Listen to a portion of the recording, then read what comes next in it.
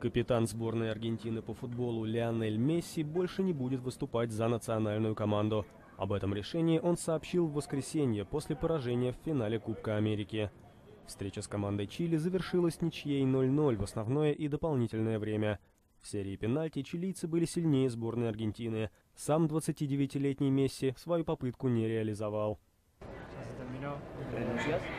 Для меня игра в сборной окончена. Я очень старался. Это уже 4-й финал, который я не смог выиграть. Я сделал все, что мог. Мне больнее, чем кому-либо, но очевидно, что это не для меня.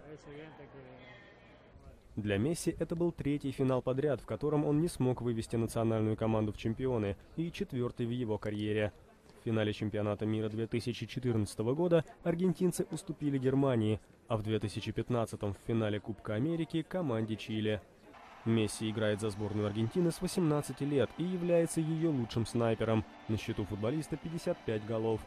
На протяжении всей карьеры он выступал за испанскую Барселону. С ним клуб 4 раза выигрывал Лигу чемпионов, а сам Месси получил 4 премии «Золотой мяч», которую вручают лучшему футболисту года.